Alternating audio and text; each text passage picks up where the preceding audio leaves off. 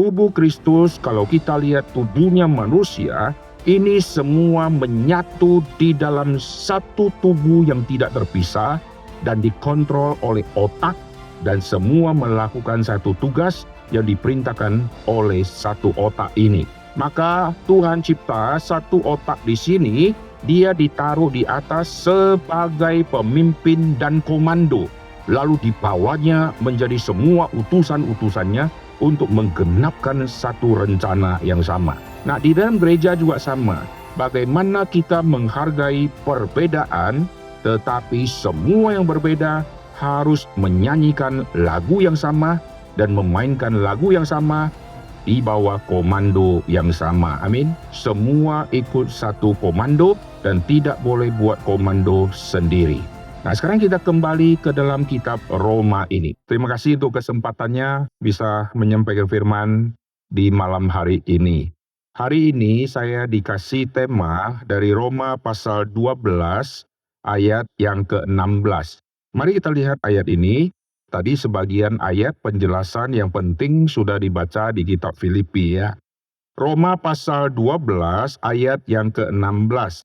Hendaklah kamu sehati sepikir dalam hidupmu bersama.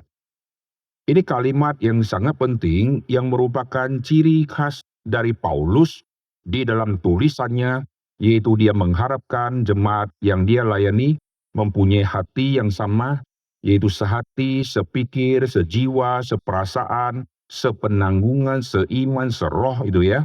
Ini semua ini semua yang muncul ya. Lalu cari pasangan seiman gitu ya.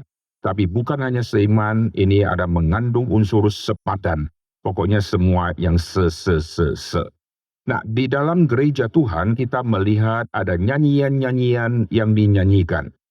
Ada orang yang nyanyi dari awal sampai akhir, itu hanya suara satu. Suara satu itu sudah indah, tetapi ada orang yang bisa buat suara duanya. Maka suara satu sudah nyanyi, ditambah suara kedua, dan itu lebih indah, betul nggak? Ada lagi yang bisa munculkan suara tiganya. Maka waktu satu ayat dinyanyikan, keluar tiga suara dengan nada yang beda-beda, membuat harmoninya indahnya luar biasa. Ditambah alat musik, ada satu buah masuk, ditambah lagi ada dua alat musik, tiga alat musik, lalu ditambah lagi ada suara cewek masuk, suara cowok masuk, ditambah lagi ada suara anak-anak, ditambah lagi dengan orkestra, dan akhirnya dari satu orkestra, maka kita bisa lihat satu lagu yang dinyanyikan, itu indahnya luar biasa, dengan bermacam-macam orang yang nyanyi. Ada yang suara satu, suara dua, suara tiga, ada yang musik A, musik B, musik C, alat musiknya semua sudah dipasang, dan pemainnya semua beda-beda. Ada anak-anak kecil yang nanti kata-kata tertentu dinyanyikan oleh anak kecil, ada kata-kata tertentu nanti wanita yang nyanyikan. Waktu kita melihat penampilan mereka satu orkestra di panggung, ini semua yang muncul ini beda-beda. Alat musik ada yang beda, ada yang besar, ada yang kecil. Tetapi waktu mereka sehati memainkan lagu yang sama dan nyanyi lagu yang sama, dan semua di dalam aturan baca not yang sama dan tempo yang sama, disiplin yang sama, latihan yang ketat, barulah kita bisa dengar satu lagu itu indahnya luar biasa. Betul nggak? Nggak mungkin mendadak kita akan nyanyi satu lagu. Ayo suara satu masuk, suara dua masuk, suara tiga masuk. Ayo alat musik satu masuk, masuk. Setelah naik di atas baru diskusi. Lagunya yang mana ya? Nada dasarnya pakai apa ya? Lalu kapan piano masuk? Kapan keyboard masuk? Lalu kita mau ngulang berapa kali? Pokoknya kita diskusi dulu. Akhirnya semua jemaat menantikan mereka diskusi 1 jam. Tidak selesai-selesai. Siapa yang duluan masuk? Suara satu dulu atau suara tiga dulu? Lalu intronya masuk dulu atau langsung referennya dulu? Hanya ribut di panggung. Karena tidak ada latihan dan masing-masing akan menonjolkan dirinya, maka satu lagu menjadi rusak. Pada saat lagu dipentaskan, mendadak yang pakai biola, dia bunyikan biolanya dengan lebih keras daripada alat musik yang lain. Alat musik yang lain merasa iri kenapa suara saya lagi main melodi ditutup oleh si biola ini? Maka yang main gitar, dia genjreng-genjreng jauh lebih kuat daripada biola. Lalu suara satu lebih keras dari suara tiga. Suara tiga tidak mau kalah, dia juga lebih keras. Akhirnya kita mendengar nyanyian menjadi teriakan dari orang yang sinting-sinting semua ada di atas panggung dengan alat musik yang tidak beraturan.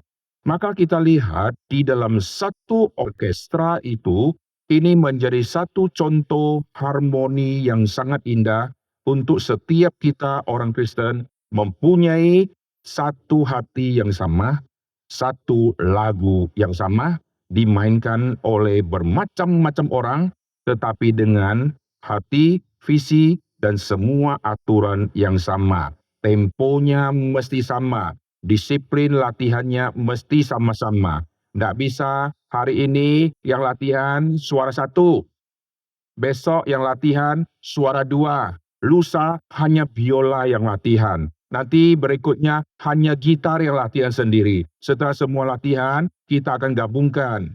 Lusanya lagi kita latihan biola sama gitar. Lusanya lagi suara satu sama suara tiga. Akhirnya tidak selesai-selesai. Karena sekali waktu latihan, semua mesti hadir dan semua mesti mendengar. Kalau saya nyanyinya mesti tunggu 5 menit baru suara saya muncul. Saya harus sabar menunggu sampai semua lagu sudah nyanyi. Pada saat kata yang saya harus nyanyikan, menunggu 5 menit, saya harus stay, tunggu 5 menit. Tidak boleh saya terlalu gegabah untuk nyanyi duluan. Lalu yang sudah muncul nyanyi duluan, setelah itu ayat kedua dia akan diam sampai nanti referen baru dia nyanyi. Dia juga harus sabar. Tidak boleh terus nyanyi dari awal sampai akhir. Di dalam acara konser-konser kita melihat ada alat musik yang dimainkan hanya di akhir sebagai penutup. Tung, selesai dia. Wih, enak kali itu ya. Kalau kita jadi pemainnya enak kali ya. Tetapi stres juga karena dia berdiri tunggu kelamaan. Pengen cepat-cepat pukul beduknya tapi belum saatnya. Begitu sudah tiba saatnya, dia harus menunggu temponya sudah tepat, baru dia tung. Meskipun satu nada yang dia bunyikan, tapi satu nada itu mengakhiri satu lagu. Amin. Tidak ada yang berkata, wih saya nyanyinya lebih panjang 5 menit, kau cuma deng, kau kurang bermakna. Tidak. Semua yang deng cuma satu, alat musik A, alat musik B, semua waktu digabungkan menjadi satu keindahan. Nah, di dalam gereja Tuhan juga sama. Kita disebut tubuh Kristus. Tubuh Kristus, kalau kita lihat tubuhnya manusia, ini semua menyatu di dalam satu tubuh yang tidak terpisah dan dikontrol oleh otak dan semua melakukan satu tugas yang diperintahkan oleh satu otak ini. Coba bayangkan otak kanan perintahkan separuh kanan kita. Dia perintahkan yang kanan ini. Itu perintah dari otak kanan. Otak kiri tidak setuju. Dia perintahkan yang kiri. Coba bayangkan ya. Setengah mati saudara ya. Otak kanan perintahkan lepas baju. Maka dia lepas. Otak kiri perintahkan pakai baju. Ya berantem mereka ya. Satu mau pakai, satu mau lepas. Berantem dua-duanya. Karena dipimpin oleh dua otak yang berbeda. Maka Tuhan cipta satu otak di sini, dia ditaruh di atas sebagai pemimpin dan komando. Lalu dibawanya menjadi semua utusan-utusannya untuk menggenapkan satu rencana yang sama. Saya kasih contoh sederhana, waktu kita sudah lapar, nanti yang bekerja yang paling capek yang mana? Tangan ambil, capek juga ya. Terus ambil, oke. Nasi dia ambil, lauk dia ambil. Lalu waktu dia taruh di mulut kunyah, capek ya. Cop cop cop tam tam tam tam tam tam tam, enggak selesai tambah tam tam tam tam. Dia yang paling capek. Lalu kaki enak. Duduk kaki goyang-goyang sedikit, tangan terus kerja, terus mulut terus kerja. Lalu setelah masuk ke dalam perut, nanti lambung terus kerja. Lalu organ tubuh yang lain kayaknya nggak kerja ya. Kuping diam di sini, mata terus biasa-biasa, lalu nanti terjadi iri. Mulut mulai iri. Hei mata, kerjamu apa? Mata bilang, memang saya tidak seperti mulut yang sibuk kunyah sini, kunyah sana. Tapi kalau mataku tidak melihat di mana lauk, tanganmu salah ambil. Betul nggak? Mata enak cuma mandang gini tok, tapi dia mandang mengarahkan tangan ambilnya tepat. Betul nggak? Lalu telinga juga sama. Telinga harus mendengar. Jangan-jangan pas lagi makan, ada bunyi sirene, ternyata ada suara truk, tet, tet, tet, tet. Ternyata remnya belum, karena rumah kita di pinggir jalan. Sambil makan, ada suara tet, tet, tet. Histeris, kita lihat langsung kita lari, saudara ya. Kuping seolah-olah tidak ada guna, tapi kuping mengawasi. Waktu mulut sudah makan, bukan berarti semua tidak bekerja. Semua ikut bekerja, dan semua anggota tubuh akan menikmati nutrisi yang sama yang dimasukkan melalui mulut. Betul nggak? Nggak ada. Nanti mulut yang paling rajin punya, maka semua vitamin bagi ke dia 60%. Hanya gizi kita panjang sendiri nanti ya, karena kelebihan gizi dia. Lalu yang paling malas, kasih 1% saja vitamin untuk dia. Akhirnya tubuh di bagian yang 1% kelihatan menciut terus karena paling malas. Tidak, semua dibagi secara rata. Waktu tubuh berkembang, berkembangnya semua harmoni. Kaki kalau tambah kanan, tambah panjang, kiri juga harus nambah, saudara. Tidak bisa yang kanan yang nambah, yang kiri tidak nambah. Waktu badan mulai gemuk, kanan gemuk, kiri juga ikut gemuk. Kalau cuma kanan, ini tumor dan kanker. Tumbuhnya sempurna karena sama-sama menikmati hasilnya di dalam berbagai-bagai anatomi. Nah, di dalam gereja juga sama. Bagaimana kita menghargai perbedaan, tetapi semua yang berbeda harus menyanyikan lagu yang sama dan memainkan lagu yang sama di bawah komando yang sama. Amin. Jikalau si komando yang dirigen itu, yang pemimpin pujian, dia terus goyang. Semua yang nyanyi tidak mau lihat dia aja ke tembok. Percuma dia goyang-goyang, saudara ya. Semua yang nyanyi memantau si pemimpin kor, karena gerakan tangan dia akan menggerakkan sisi mana yang nyanyi, gerakan tangan dia akan menghentikan sisi mana yang sedang nyanyi. Dan semua waktu nyanyi melihat tangan dia. Kalau tangan dia tunjuk ke sana, yang sana nyanyi. Kalau tangan dia begini, yang itu harus diam. Semua ikut satu komando dan tidak boleh buat komando sendiri. Nah, sekarang kita kembali ke dalam kitab Roma ini. Paulus tadi saya katakan adalah orang yang mengerti prinsip ini, dan Pauluslah yang menulis tentang karunia-karunia, dan dialah yang menjelaskan tentang anggota tubuh. Dengan Kristus yang adalah kepala, dia juga menjelaskan kaitan Kristus sama jemaat, kaitan suami sama istri. Semua yang berbeda ini, istri punya tugas, suami punya tugas, tetapi semuanya tunduk kepada Kristus. Kristus sama jemaatnya. Jemaat dari berbagai-bagai kalangan, ada tua, muda, laki-laki, perempuan, semua yang berbeda ini dikomando oleh Kristus. Oleh sebab itu, kita di dalam dunia ini, kita seperti di dalam satu orkestra dengan berbagai-bagai orang yang komando, yang memimpin lagu yang dimainkan dan dinyanyikan. Itulah Kristus yang mengkomando. Maka semua kita memandang ke Kristus untuk kita bisa bergerak dan melangkah. Banyak orang di dalam kehidupan akhirnya sudah tidak lagi memandang kepada yang komando, karena dia mau mengkomando diri sendiri.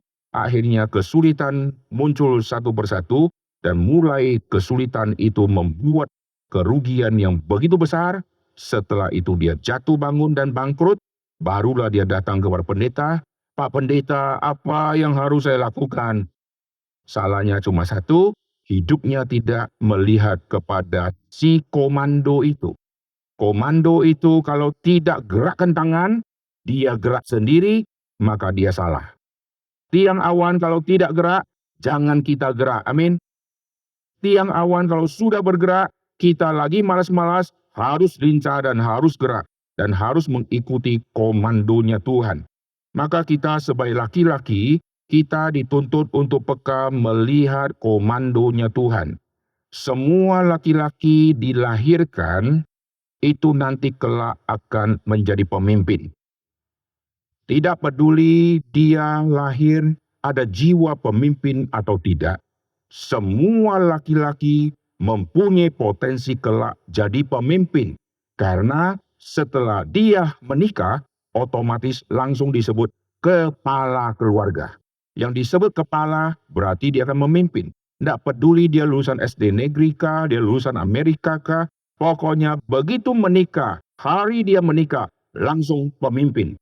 Dan Alkitab katakan, laki-laki sama wanita yang sudah dipersatukan menjadi satu daging, mereka harus meninggalkan ayahnya. Mari kita lihat di dalam kitab Kejadian, apa maksudnya meninggalkan ayahnya di Kejadian pasal yang kedua.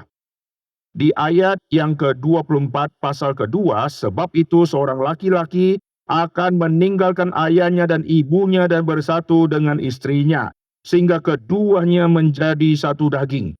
Kenapa yang ditekankan laki-laki yang tinggalkan ayah dan ibunya? Ayat ini suka disalah tafsir menjadi begini. Laki-laki kalau mau menikah selalu kan pikir, saya tunggu kerja, dapat duit, lalu beli rumah. Atau sudah ada rumah meskipun kecil, baru saya menikah gitu kan. Kita selalu pikir ada rumah. Kalau belum ada rumah, nanti si cewek enggak mau sama kita. Tapi ada orang yang salah tafsir ayat ini, dia berkata, enggak usah tunggu sampai dapat rumah. Coba lihat ayat ini. Seorang laki-laki meninggalkan ayahnya dan ibunya, bersatu dengan istrinya, artinya tidur tinggal di rumah istrinya. Ini ayat yang mereka pakai. Ini tidak bicara laki-laki setelah nikah tinggal di rumah istrinya, tidak.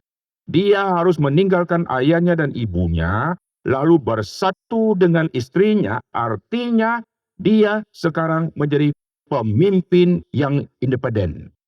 Dulu saya anak laki-laki, saya punya kepala, yaitu papa mama saya. Papa mama karena kepala keluarga, saya anak tunduk kepada mama, tunduk kepada papa. Saya kalau misalnya umur 17, meskipun masih mungil, saya menikah, saya sudah disebut kepala, maka kalau saya sudah disebut kepala, saya sama istri, ini menjadi kepala yang berbeda dengan tadi papa dan mama yang adalah kepalaku. Sekarang saya sama papaku sama-sama kepala. Terima atau tidak, saya sudah kepala. Amin. Maka semua laki-laki harus sadar, dia akan jadi kepala cepat atau lambat. Oleh sebab itu, dia harus belajar mengkomando semua keluarganya. Dia harus komando istrinya. Kalau anaknya ada 5, dia harus komando 5 anaknya di dalam seperti satu orkestra. Untuk memainkan satu lagu, dan alat musik harus kepada satu lagu yang sama, supaya keluarga ini mencapai satu hasil yang sama. Maka bagaimana si ayah mengkomando si istri? Bagaimana si ayah dan ibu komando si anak-anak, sehingga semua hidup di dalam jalur disiplin yang sama, yaitu berdasarkan disiplin firman. Kalau di dalam nyanyian ada aturan notasi-notasi, ada aturan cara baca notasi, ada aturan suara kenceng, suara lambat, keras, lembut, semua ada aturannya. Di dalam keluarga, aturan yang dipakai adalah aturan berdasarkan prinsip firman, supaya satu keluarga, tanda petik, menyanyikan satu harmoni yang indah luar biasa untuk kemuliaan Tuhan. Tapi yang sering terjadi, suami pikir A, istri pikir B, anaknya pikir C, sehingga nyanyinya lagunya 3 buah, saudara ya. Tidak sehati. Hari Minggu sudah bangun semua, si suami ke gereja A, si istri gereja B, anak pertama gereja C, anak kedua tidak ke gereja, anak ketiga online gitu ya. Akhirnya diam satu keluarga, pemimpinnya si kepala si suami, tetapi hasilnya tidak sehati, sejiwa, seperasaan. Akhirnya semua beda-beda. Bagaimana yang beda ini bisa melayani satu tugas yang sama? Karena kalau satu orang, dia si anak, dia tidak ikut ayah dan ibunya, lalu dia pergi sendiri, setelah dengar firman Tuhan, dia mau tanya siapa? Kalau dia bersama papa dan mama, sama-sama bertumbuh diam satu wadah, dan papa mama bisa awasi dia salah ngerti atau tidak, lalu sama-sama berangkat ke gereja yang sama, nanti si anak melayani di remaja, si papanya layani di komisi dewasa, si mamanya layani di komisi wanita, tapi di dalam satu wadah gereja dengan visi yang sama, dengan mentuntaskan hal yang sama. Amin. Tetapi bukan berarti kalau begitu, kalau istri saya masih di gereja lain, saya di gereja yang lain, kalau gitu saya harus ceraikan dia. Tidak, saudara ya. Kalau betul-betul si istri di gereja B dan saya di gereja A, karena sebelum nikah saya di gereja A, ini gereja masa kecil saya. Sebelum menikah, istri di gereja B, karena itu gereja masa kecil dia, dan dia bertumbuh di situ, saya bertumbuh di sini, sama-sama bertumbuh dan sama-sama di dalam satu visi yang sama, silakan saudara ya. Jadi tidak tentu kalau misalnya satu gereja pasti sudah visi yang sama, belum tentu. Orang suami istri tidur di ranjang king yang sama. Si suami chattingnya sama siapa, istri chattingnya sama siapa. Dua dunia langsung beda, betul nggak? Lalu anak tidur bersama papa dan mama. Lalu mama ketawa-ketawa karena nonton drakornya lucu. Si suami muka serius karena main game perang-perang tonjok-tonjok. Si anak ngakak-ngakak sama temennya karena mereka lagi video call. Di satu ranjang tiga dunia, saudara. Ditambah lagi kalau kita lihat di meja makan. Ayah, ibu sudah duduk, 5 anak sudah duduk, semua pegang handphone. Lalu di meja makan yang begitu kecil, ada berapa dunia muncul di situ. Jadi tidak tentu kalau sudah satu gereja, berarti satu hati, sehati. Tidak. Tidak tentu kalau sudah satu meja makan, semua bicara poin yang sama. Satu lagi drakor, satu lagi nonton bola, satu lagi buka berita yang lagi heboh. Lalu tidak komunikasi di meja makan, dan ini sudah 3 dunia yang berbeda. Tapi ada juga yang beda tempat.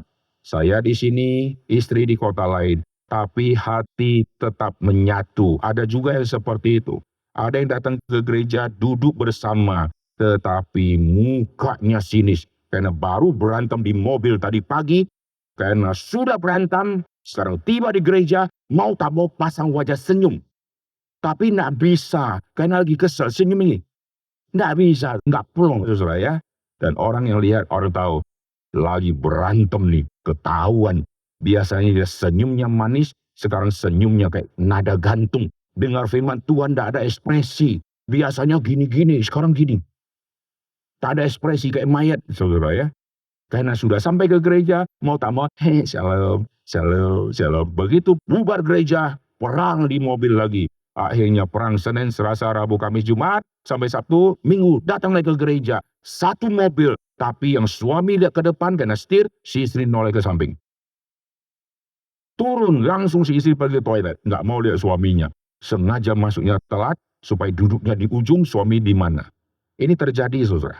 Nah indahnya kalau komandonya satu, semua yang berbeda-beda sebagai anggota tubuh, ini melakukan hal yang sama. Nah, Paulus waktu bicara mengenai kita harus sehati di dalam kitab Roma tadi, mari kita lihat sekali lagi, Paulus mau mengarahkan satu topik yang sangat menarik. Roma pasal 12 ayat ke-16 tadi, hendaklah kamu sehati sepikir dalam hidupmu bersama, jangan kamu memikirkan perkara-perkara yang tinggi, tetapi arahkan dirimu kepada perkara-perkara yang sederhana. Di dalam terjemahan yang lain, ini adalah gap sosial yang sangat penting. Seringkali kalau saya datang ke gereja, saya masih membawa saya punya status sosial di kantor, pasti ada gap. Saya datang beribadah, saya seorang direktur perusahaan dengan karyawan 1000. Maka nanti saya duduk, saya sapa orang, gaya saya gaya bos, karena saya punya bawahan sangat banyak.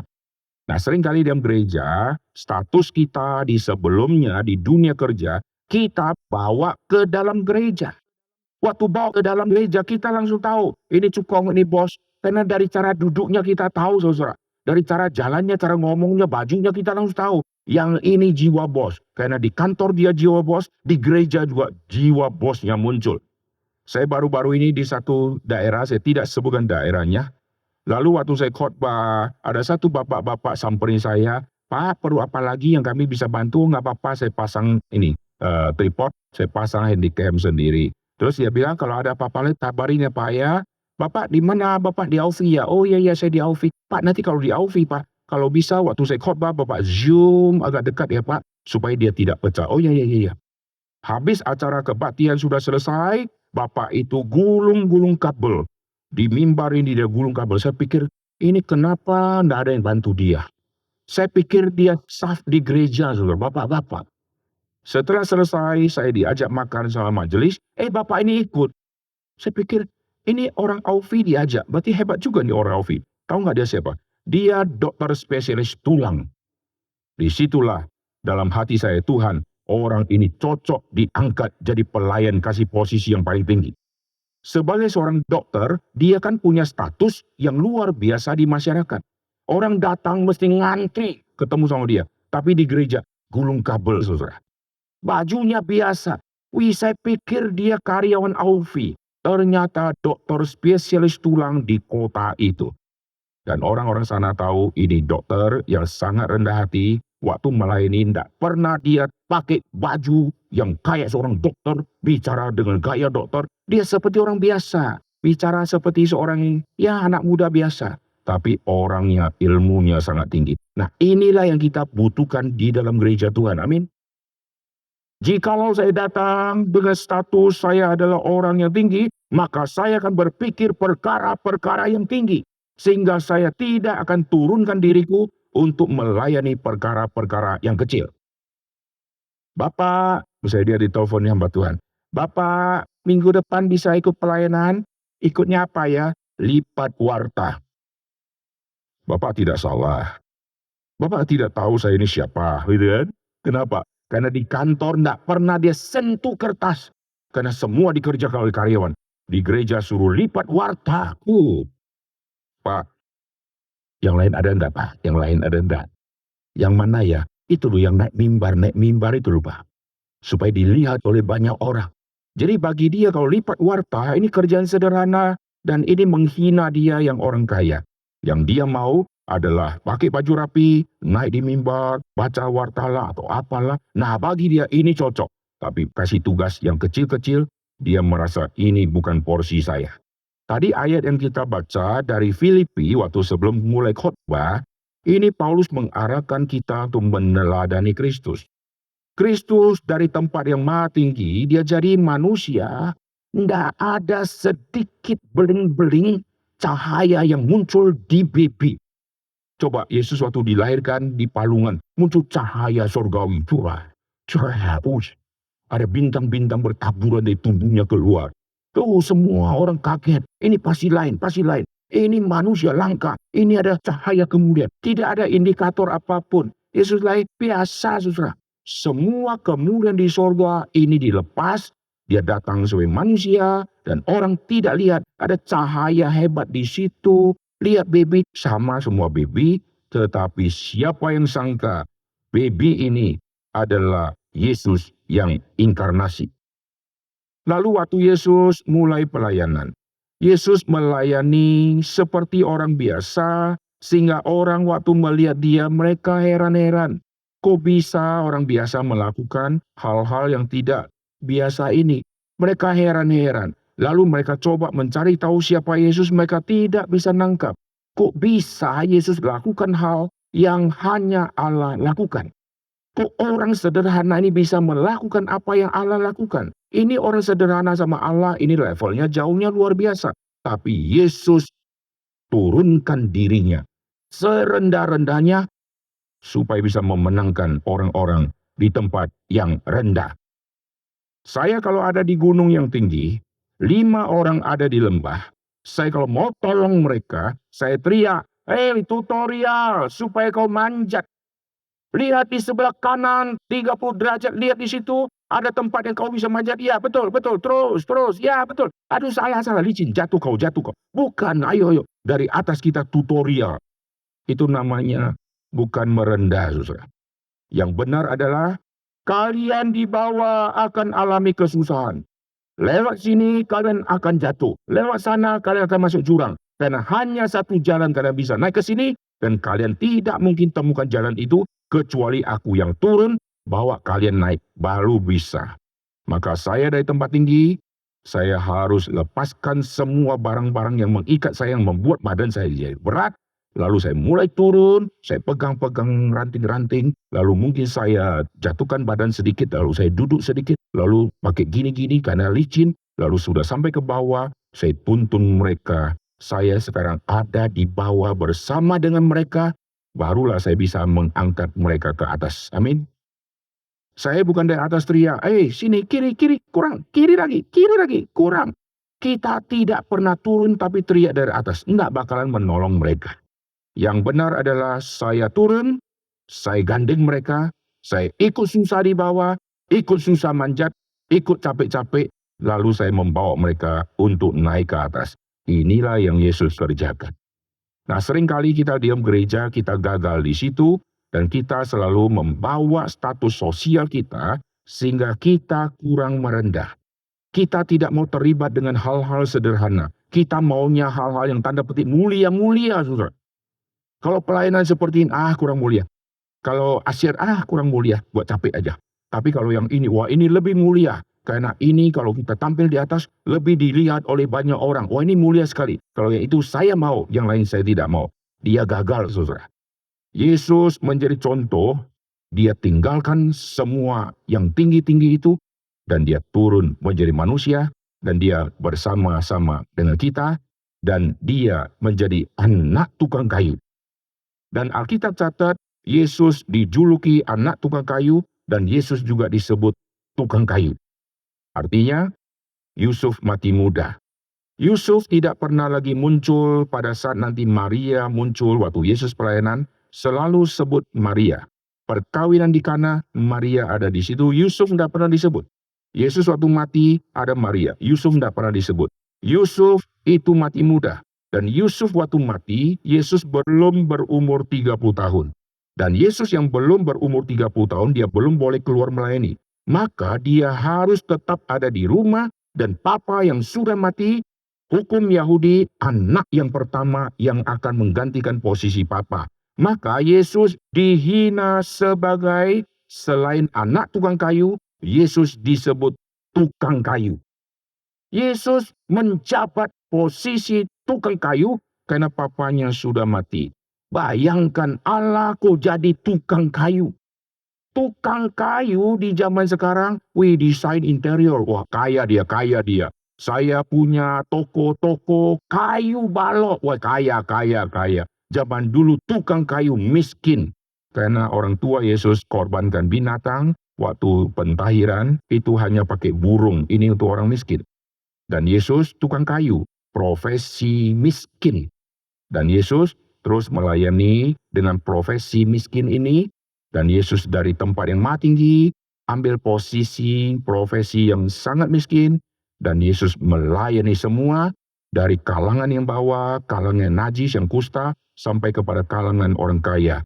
Yesus layani mereka, dengan Yesus turun ke bumi, seperti dari gunung turun ke lembah, karena semua manusia ada di lembah dosa. Yesus turun membawa satu persatu, menuntun mereka, untuk nanti semua bisa masuk ke dalam kerajaan surga. Amin. Kita sebagai kepala keluarga, kita harus punya hati seperti hatinya Kristus. Kita yang ada posisi kejayaan ini cuma sementara, karena begitu miskin kita langsung hilang semua jabatan itu. Tapi di hadapan Tuhan, kita ini anggota tubuh, organ-organ yang semua ada kegiatannya. Ada yang lebih kelihatannya gerak banyak, tapi bukan berarti yang lain tidak ada signifikansi. Di dalam anggota tubuh kita yang tidak kelihatan, itu yang kerjanya paling banyak. Yang kelihatan kerjanya tidak banyak. Yang kelihatan apa? Tangan. Kerjanya tidak banyak. Yang tidak kelihatan, itu jantung non-stop terus gerak ya. Dan tidak pernah terlihat. Darah yang ngalir, terus ngalir. Dan tidak pernah terlihat. Yang tidak terlihat, terus kerja diam-diam. Dan dia tidak pernah menonjolkan dirinya, tidak pernah protes, terus kerja. Ginjal terus tampung air, buang air, tampung air, buang air, tampung air. Terus non-stop, saudara. Itulah anggota tubuh. Ada yang terlihat bukan berarti inilah anggota tubuh satu-satunya. Ada darah yang ngalir yang tidak terlihat. Dan semua ini menjadi satu keindahan karena yang komando adalah otak. Amin. Harap kita di dalam gereja, bapak-bapak yang adalah pemimpin-pemimpin, kita dikomando oleh Tuhan, dan sekarang kita mengkomando anggota keluarga, dan gembala sidang mengkomando seluruh anggota gereja, untuk sama-sama kita di dalam satu orkestra, memainkan lagu yang sama, dan akan menghasilkan satu simfoni yang indah. Mari kita berdoa. Bapa di surga, kami berterima kasih untuk apa yang sudah kami dengarkan. Kami bersyukur jikalau Tuhan memakai kami dari berbagai-bagai kalangan untuk kami melayani di dalam gereja Tuhan. Kami bersyukur Tuhan merubah kami dengan kapasitas kami masing-masing untuk kami semua aktif dan melayani di dalam rumah Tuhan. Jadikan setiap kami di dalam gereja Tuhan, anak-anak Tuhan yang melayani, tidak ada anak-anak Tuhan yang hanya berdiri ataupun duduk, yang hanya menonton dari kejauhan, tetapi libatkan kami di dalam satu orkestra dan di dalam latihan dan di dalam keteraturan untuk nanti pementasan orkestra yang setelah sempurna kami akan muncul, akan menyaksikan sesuatu yang indah di dalam lagu yang akan dinyanyikan, sehingga dunia akan mengakui kesempurnaan relasi di dalam kasih Kristus. Dengar doa kami ya Tuhan, dalam nama Tuhan Yesus kami berdoa. Amin.